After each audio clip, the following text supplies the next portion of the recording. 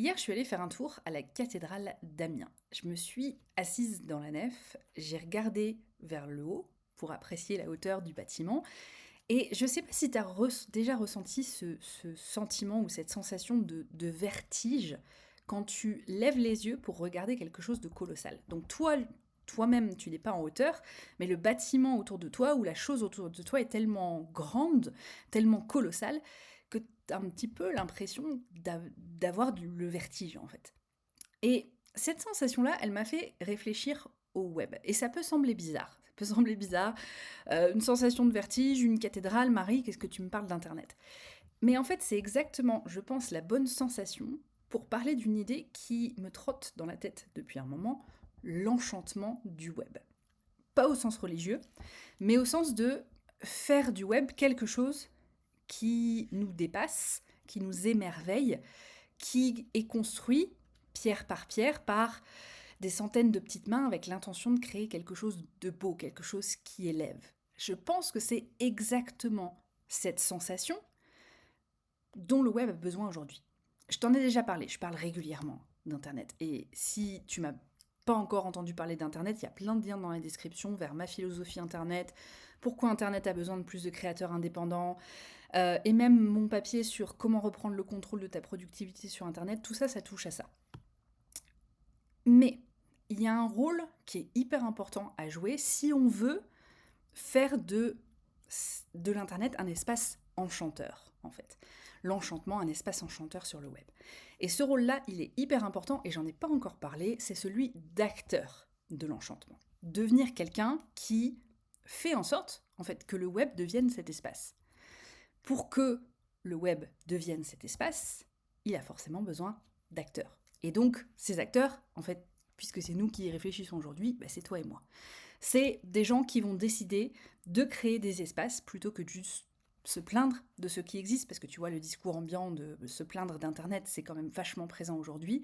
C'est des gens qui, au lieu de faire ça, vont construire, en fait, des choses belles et utiles sur Internet. Des gens qui ont l'intention, pas de performer, mais d'élever et de partager, de créer quelque chose.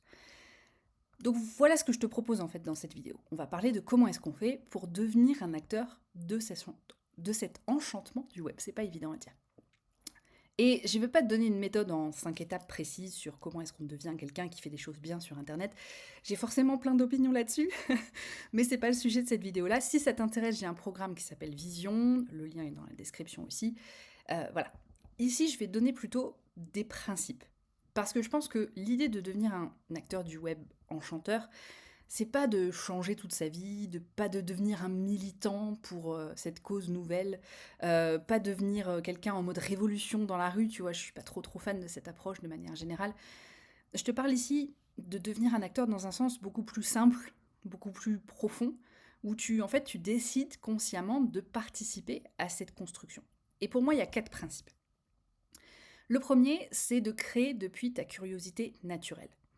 Donc pas depuis la stratégie, pas depuis comment est-ce que je fais le plus de cash sur Internet, pas depuis comment est-ce que je fais pour devenir la personne ou la référence dans un domaine en particulier, même si ça peut être très intéressant d'avoir une démarche comme ça. C'est pas du tout dans l'idée de faire ce qui marche bien sur Instagram, c'est de suivre sa curiosité naturelle. Donc de créer des choses pour Internet, des vidéos, des articles, des tweets, peu importe, tu vois. Mais depuis ce qui t'intéresse vraiment, ce qui te fascine vraiment, ce que tu veux explorer toi et le faire de manière publique, en fait. Et je pense que c'est une intention et une façon de faire qui est beaucoup plus naturelle et beaucoup plus intéressante que la plupart des gens qui sont là pour, encore une fois, voilà, on s'oppose ici un petit peu à la performance. Tu vois, par exemple, en ce moment, je teste Claude Code. Si t'as pas entendu parler de Claude Code, c'est une intelligence artificielle qui te permet de coder très bien, et donc du coup, je m'amuse beaucoup. J'ai créé des applications, notamment une application de suivi calories et protéines, qui est hyper personnalisée pour moi. J'ai créé une extension web qui me permet de poster ce que je poste sur Substack directement sur Twitter, etc. Et je m'amuse à fond. Mais si je fais ça, et si je t'en parle, et il y a de grandes chances que je t'en parle aussi sur cette chaîne à un moment donné, si je le fais, c'est parce que ça m'intéresse. Pas parce que je pense à mon calendrier éditorial, tu vois. quand je me plonge dans quelque chose qui m'intéresse, par exemple récemment, une de mes obsessions, entre guillemets, c'était les masques. Bah, c'est pareil, quand je plonge dans le fin fond de Wikipédia pour aller chercher des trucs sur les masques spécifiques, etc., toutes les manières dont ils ont été utilisés dans différentes cultures, je suis pas en train de me demander ah ça va être trop bien ça je vais vendre une formation là-dessus. Non, je me demande pas si ça va engager les gens, tu vois, je suis en train de suivre ma curiosité naturelle et c'est ma curiosité naturelle qui va ensuite faire en sorte que j'ai envie d'en parler ou pas d'ailleurs, pas toujours. C'est la curiosité qui rend le truc intéressant en fait. Et en faisant ça, en créant des choses à partir de ta curiosité naturelle, plutôt que ah, qu'est-ce qu'il faut faire en ce moment pour faire des vues sur TikTok, tu deviens un acteur de l'enchantement du web parce que bah, c'est beaucoup plus intéressant de suivre des gens qui sont là et qui sont là pour partager des trucs qui les intéressent et qui les excitent que de chercher, que de regarder une personne qui suit un format calculé et qui est là juste pour faire des vues, quoi. Et puis non seulement ça te fait plaisir, plus plaisir je pense en tant que créateur à toi, et en plus ça fait plus plaisir aux consommateurs, ce qui forcément engendre un enchantement euh, à ce niveau-là. Je viens de me rendre compte que le mot enchantement ça fait un peu magie, mais c'est pas du tout dans ce sens-là que je veux le dire. D'accord. Principe numéro 2. Principe hyper important, pareil, je pense que c'est un principe qui s'oppose à la performance, au comment est-ce que je peux faire le plus de vues, c'est aimer les gens auxquels tu parles. Et vraiment les aimer, tu vois, pas au sens marketing, dans le sens connais ta cible, fais ton persona, parle à une personne en particulier. Oui, mais non, en fait, au sens d'être humain, en fait. Tu aimes les personnes qui te lisent parce que c'est les personnes qui ont les mêmes intérêts que toi. Tu leur souhaites le meilleur, tu veux qu'elles... Voilà, je te souhaite le meilleur, je te souhaite tout le bonheur du monde. Et voilà, parce que j'ai l'impression que parfois il y a des créateurs qui font du contenu en mode oh je vais informer les gens ou je vais éduquer les gens et c'est pas terrible, tu vois, comme intention.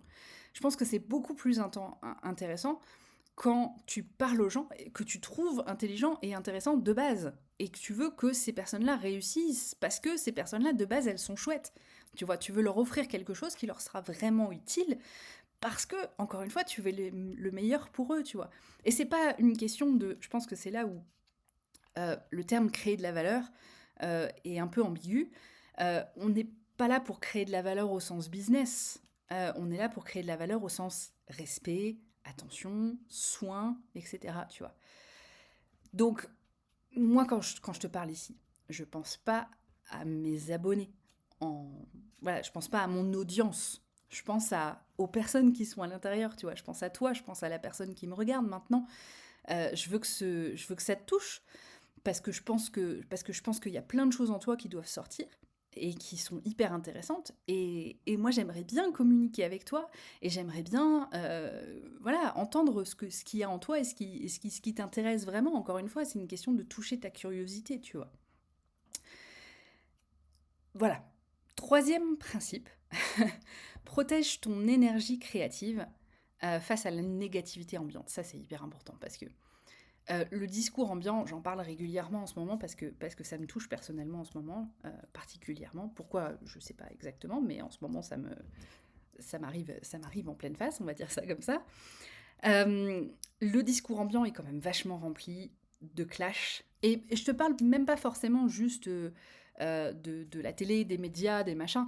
Même au sein des créateurs, je trouve que ça commence à être rempli beaucoup de clash, de débats, de ce qu'on appelle des débats de sourds, des gens qui s'énervent pour s'énerver parce que c'est comme ça qu'on fait du buzz, tu vois, des hot takes ou des polémiques qui sont en fait complètement stériles. Et je pense que c'est important quand on est un créateur qui veut participer à un web enchanteur, bah, de ne pas participer à ça.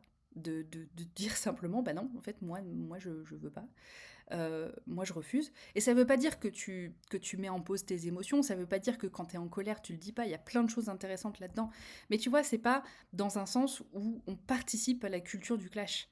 C'est dans le sens où c'est authentique, ça vient vraiment de nous, et on n'est pas en colère en permanence. Tu vois, il y a des gens qui font ça très très bien.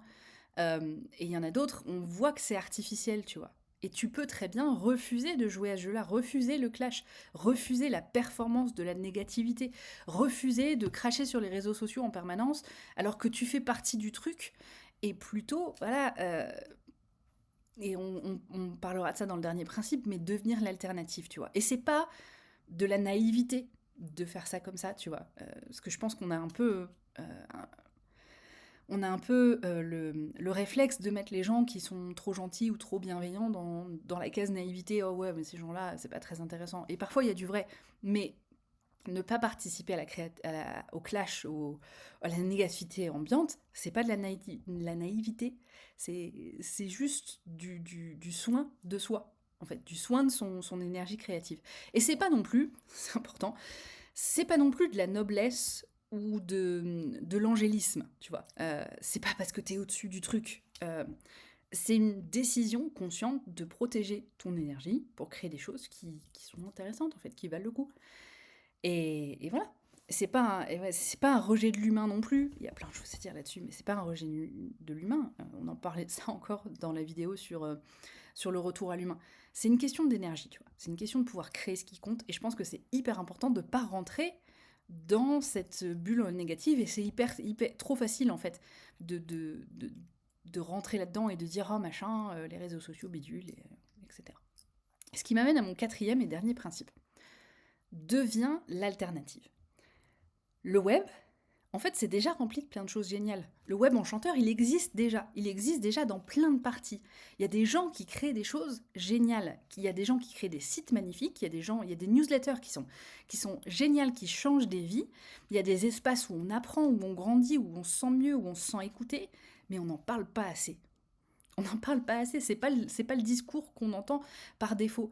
Et on peut changer ça en tant que créateur en parlant, en disant mais tout ça, en fait, ça existe, tu devrais aller voir ça, c'est absolument génial, tu devrais aller voir cette personne-là, c'est super. On le dit pas assez. On le dit pas assez parce qu'on passe notre temps, et c'est très facile, et je m'inclus aussi là-dedans, hein, mais on passe notre temps à dire ce qui va mal. On parle des algorithmes toxiques, on parle des plateformes qui nous manipulent, on parle de la culture du clash, exactement ce que je viens de te parler, et tout ça c'est vrai. Mais en fait, il y a déjà plein de trucs géniaux sur le web. Et on devrait parler plus de ces choses-là. Voilà, on ne devrait pas laisser croire aux gens que c'est la seule option, c'est d'être dans ces algorithmes toxiques. Non, c'est pas vrai, il y a plein d'alternatives. Montre cette alternative, crée-la, partage-la. Fais ton site exactement comme tu en as envie. Partage les communautés qui t'intéressent. Fais en sorte que ta newsletter soit hyper curieuse. Tu vois, fais en sorte que toi, tes contenus fassent ça, mais fais en sorte aussi de promouvoir les autres, tu vois, de partager ce qui est bien sur le web, en fait. Donc attention quand je dis ça, parce que c'est vrai qu'on a tendance, c'est très humain, c'est très communautaire, mais on a tendance à entendre quand quelqu'un dit ce discours-là qu'il faut faire exactement comme cette personne-là. Et je suis pas du tout en train de te dire qu'il faut faire du contenu exactement comme moi. La façon dont moi je fais du contenu, ça me correspond à moi, ça correspond aux gens qui me suivent de manière générale, enfin j'espère. Et voilà, mon discours ici, c'est pas qu'il y a un type de contenu spécifique à créer pour que le web devienne enchanteur. Ce que je dis, c'est qu'en fait, on est dans un monde où les créateurs ont tellement été cassés par la créativité, la négativité performative, qu'ils ont oublié en fait qu'on peut juste faire des trucs cool et les partager sur Internet, et que les plateformes et tout ça, c'est génial en fait, de base. Pouvoir partager une vidéo avec toi comme ça gratuitement, c'est quand même super, quoi. Avoir un Substack qui nous permet d'envoyer des emails, génial. Avoir Substack Notes qui nous permet de partager des pensées au fur et à mesure de la journée, super. Avoir une intelligence artificielle qui nous permet de mettre en place des sites web tellement jolis, tellement rapidement, génial, tu vois. Et donc ça, c'est le truc le plus important que tu puisses faire, c'est retrouver cette envie d'enchanter les gens. Et retrouver cette énergie de dire, c'est quand même génial tout ce qu'on a autour de nous, en fait. Et voilà, l'enchantement du web. Alors il y a plein de liens pour toi dans la description. Ce que tu peux faire si tu ne me suis pas encore, c'est d'aller voir les papiers. C'est ma newsletter qui est hébergée sur Substack. Le lien, dans la description comme tout le reste. Salut!